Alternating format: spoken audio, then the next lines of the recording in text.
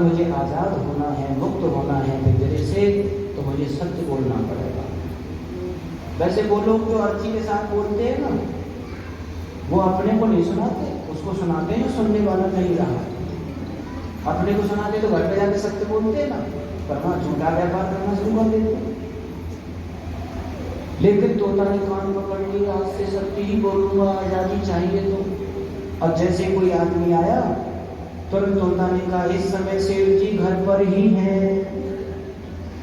अब वो घर पर मिल गया, दिन भर लोगों का तांता लगा, सेठ जी तंग आ गए। उन्होंने शाम को डांटा डपटा, अरे ये क्या किया तूने आज, मेरा सारा दिन बेकार गया, लोगों से बातचीत की, कल से ध्यान रखना, मैंने जिसके लिए रखा वो बात कहनी है। डांट लगा दी पूरी। दूसरा दिन हुआ, जो भी आदमी आया तुरंत तोता बोला इस समय सेठ जी घर पर ही हैं। फिर से वो मिलने लग गए।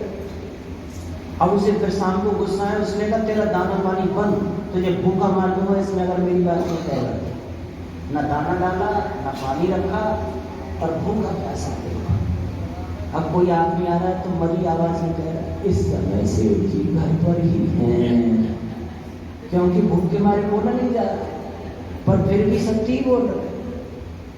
अब जब देखा सेठ ने कि भाई मरने को हो रहा है, भूखा प्यासा है, पर अपनी जिद नहीं छोड़ रहा, और उसने सोचा कि अगर ये मर गया तो मेरे को पाप लग जाए, ये तोता मेरे काम का नहीं है, चल भाग यहाँ से, दूसरा रखूंगा तेरे स्थान पर। पिंजरा खोला, चल भाग, उसे उड़ा दिया।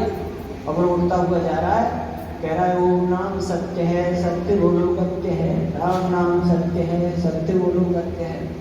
बोला 3 दिन सत्य बोला और आजाद हो गया। पर एक बात है, सत्य बोलने में डांट डपट भी खानी पड़ी, भूखा प्यासा भी रहना पड़ा। किसी कवि ने एक भजन बनाया था, तितिक्षा की कसौटी पर जिसे जब जांच लेता है, उसी विद्याधिकारी को अविद्या से छुड़ाता है।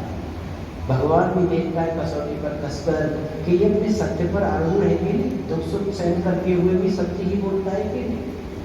3 दिन सत्य बोला, इसीलिए ध्यान लो, सत्य मुक्ति का सोपान, सत्य धर्म है, सत्य ही ईश्वर है, सत्य के लिए ही हमारे जीवन है, उसको अपनाएं और धर्मात्मा बने। और अंतिम बात कहकर के समाप्त करता हूँ, अक्रोध, क्रोध न करो।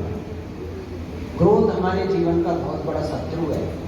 क्रोधी व्यक्ति धर्म में चलना बहुत मुश्किल है।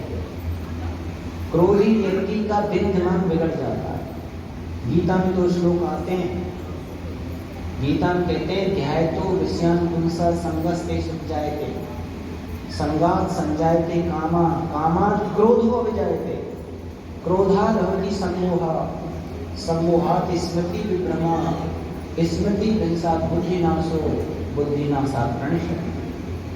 अर्थात जब व्यक्ति विषयों का ध्यान करता है तो उसमें जुड़ने की इसकी कामना पैदा होती है। जब कामना में रुकावट आती है तो क्रोध पैदा होता है। क्रोध आते ही स्मृति डामाडोल हो जाती है, बुद्धि में विनाश हो जाता है, और बुद्धि का विनाश होने पर सर्वनाश हो जाता है। इसलिए हमें कभी क्रोध नहीं करना, बहुत शांत भाव से निर्णय लेंगे, चाहे कितना भी घाटा नफा नुकसान हो जाए, विपरीत काम हो जाए, क्रोध को मत आने देना, शांत गंभीर बन करके समाधान खोजना। क्रोध में सर्वनाश हो जाता है, फांसी खा लेते, प्रतिष्ठित व्यक्ति को गाली दे देते, जहर खा लेते, कुएं में गिर जाते हैं, पता नहीं कितनी कितनी विनाशकारी क्रियाएं कर लेते हैं। क्रोध हमारा बहुत बड़ा शत्रु है। कुछ लोग तो जड़ चीजों पे भी क्रोध करते हैं, इतना स्वाब बन जाता है।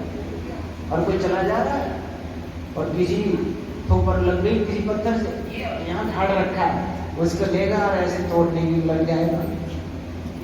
जड़ चीज पर क्रोध कर रहा है, आँख से देख के चलते हैं ना।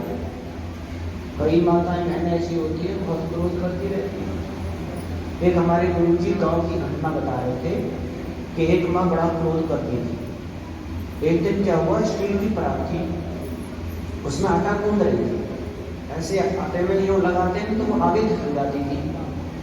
कहाँ जाती है, सौ इधर आ जा, और फिर लगाती, फिर आगे बढ़ जाती, फिर वो आगे खिसक जाती। अब उसे गुस्सा आया, उसने चल चल चल, दरवाजे तक ले गई परात, तू बड़ी चल रही है, रुकी ना रहे।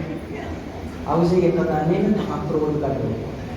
क्रोध एक ऐसी चीज है, पशु पक्षियों पर करने लग जाए, बच्चों पर करने लग जाए, कुछ ऐसी चीज फेंक दें कि बच्चों को हानि पहुंच जाए। क्रोध मत कीजिए। वेद कहता है अक्रोध बन करके रहिए, अंदर शांति रखिए। कितना भी उतार चढ़ाव आए, ये 10 लक्षण जो अपने जीवन में धारण करेंगे, आप धर्मात्मा होंगे, इस जीवन में सुख शांति, और अगली यात्रा में ये धर्म की संपत्ति आपके साथ जाएगी। किसी ने भजन में लिखा था, कमाने धर्म धन प्यारे, सफर में काम आएगा, सकल सुख संपदा होगी, बड़ा आनंद पाएगा।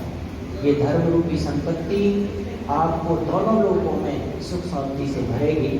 भगवान करे हम सच्चे अच्छे धर्मात्मा बने और जीवन को सुख शांति से भरें। इन बातों के साथ धन्यवाद। ओम शांति।